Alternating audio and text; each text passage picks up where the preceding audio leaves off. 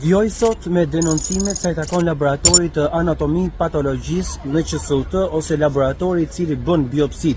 Një laborator tejet i rëndësishëm sepse përcakton për ata të cilët dyshohet se janë me kancer, përcakton diagnozën, mënyrën e trajtimit që do duhet bërë. Pra është elementi i kyç në gjithë historinë e trajtimit të kancerit. Dhe unë kam zbuluar pikës pari se nga laboratori i anatomi patologjisë në QSUT, që është publik, pra është një laborator i cili do duhet bëj falas të gjitha biopsit, ky laborator pra i bën fillimisht falas në laboratorin dhe mëtej për analizat të tjera i dërgon pacientët tek LDM.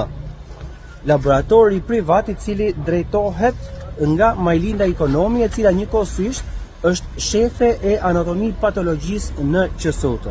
Por ajo se çfarë bën më skandal këtë situatë, sepse ka edhe mjek të tjerë në QSUT të cilët po ashtu çojnë pacientët te klinikat e tyre, edhe me ata do merren, dal nga dal me gjithë. Por ajo çfarë duhet të them është se historia e këtij laboratori është se përmban hije të forta dyshimi mbi vërtetësinë e biopsive që pretendon se bën në Itali.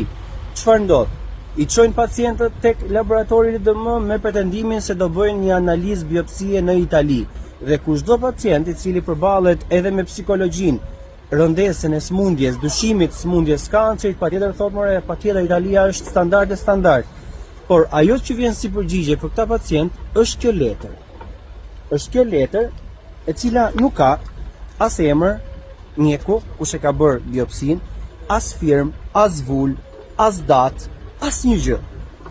Pra këtu mban vetëm një laboratorio centrale Via Grande Catania, Italia, Centro Diagnostico di Patologia and Oncologia. Unë kam kërkuar këtë laborator me të dhënat që janë këtu dhe nuk e gjej. Nuk gjendet ky laborator në rrjetet online, në Google, në Facebook e tjerë. Sikundo nuk gjendet as LDM. Laboratori që është tek rruga e Dibrës. Si punon ky laborator? Ku i gjen pacientët ky laborator nëse nuk i jep një shërbim, nuk e reklamon? Nga vijnë këta pacientë që shkojnë ke LDM-ja për të bërë biopsi të tilla me fatura 500, 600 euro, 400 euro dhe që deklarojnë, pra çmimi i biopsisë është kaq, por që faturën nuk marrin asnjëherë. Asnjëherë nuk kanë marrë faturë këta pacient. Çka lë të dyshos se po kryet evazion fiskal i frikshëm me shuma 500, 400, 600 në varësi të biopsisë. Dhe kjo është kriminale që ndodh dhe prokuroria do duhet të nisë hetimet.